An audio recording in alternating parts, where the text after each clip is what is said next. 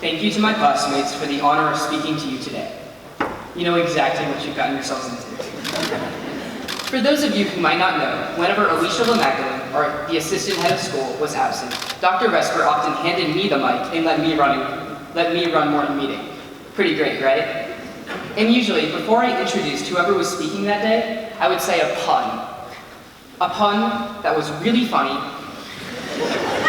something that everyone thought was hilarious, and no one ever booed. Okay, maybe people booed.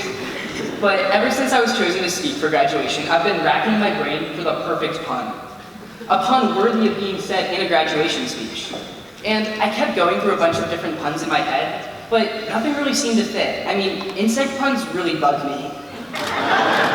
Puns about Lyme disease really tick me off. Puns about birds really ruffle my feathers.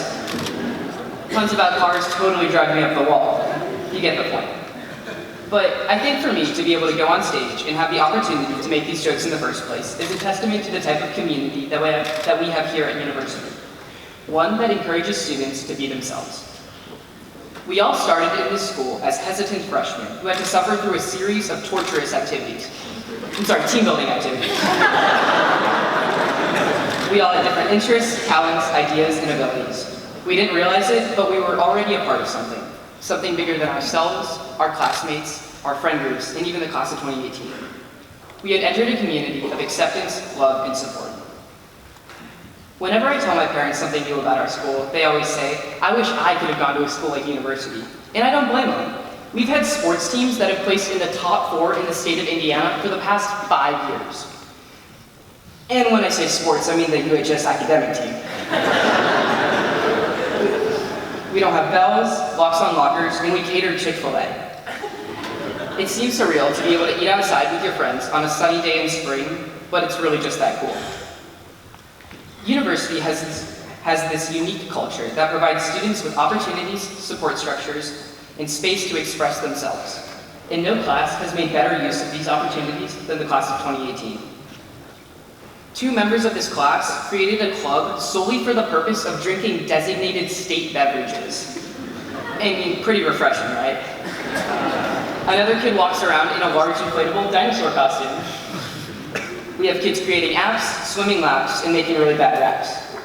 We have competitive gamers, and we have people who become gamers exclusively during econ. We have chicken lovers, butterfly lovers, and most definitely Fortnite lovers. One wears Heelys everywhere, one can shoot over 48% from the 3-point line, and one's even published a book. University is a place that not only accepts differences within students, but encourages their manifestation. Take morning meeting, a 15-minute period that provides both students and teachers an opportunity to share a piece of themselves with the community around them. Whether it's a video titled Pizza Rolls, Not Gender Roles, an exchange student telling us that the best part about the United States is the free refills of Coke, or 5 People, 5 Questions, where we get to learn a little bit about a new student each time. As we exist and thrive within this community of people around us, we begin to form these bonds, not only with our close friends, but with everyone around us. When you're part of such a small community, people's paths cross constantly, whether you're a part of the same year of service, J-term, a sports team, or you just sit near someone every day at lunch. And what people sometimes forget about is that these small bonds between students create a larger network that makes our community so strong. We've laughed together, danced together, cheered and cried and thrived together, and to say goodbye to that is to lose a little part of ourselves. And this is what makes the finality of our situation so unsettling. The idea that we've gone to Candyland and said hello to Nancy Webster one last time, played our final minute of soccer, written an English essay, completed a science lab, opened my backpack and checked our grades, picked up our lunch and closed our lockers for the very last time, seems initially frightening. But I think that's where people get tripped up and where the fear begins to kick in. University is comfortable, it's safe.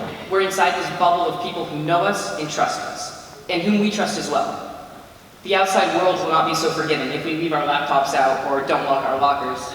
And it's that fear of losing this sense of comfort and familiarity that gives people anxiety as they head off into the new world of college and beyond. But as we enter college, we do have one advantage. We already understand the value of building a supportive community. And because of this, we can seek out others that understand this as well.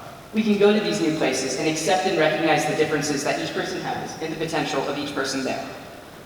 And as we go off into the world, if we can't find our tribe, with what we've learned here, we're empowered to make our own tribe.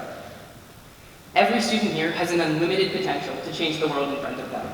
That's what defines us as trailblazers. And while our mascot may not have a true physical representation, the idea that we are taking the world by storm and making a difference was what I believe the founders had in mind.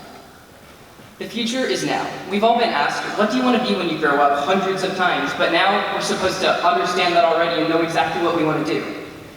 I remember the first time I watched Spider-Man. I was so excited, I leapt off the couch and screamed to my dad, "Dad, when I grow up, I want to be Spider-Man." And my dad goes, "Jay, grow up. You graduate next week."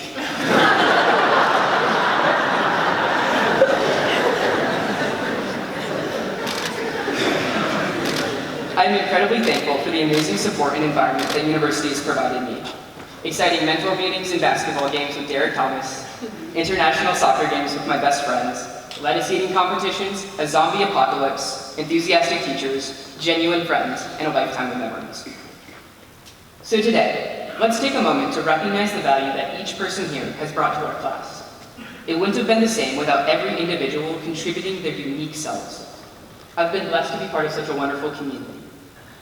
Paul Loeb once wrote, "We become human only in the company of other human beings, and this involves both opening our hearts and giving voice to our deepest convictions."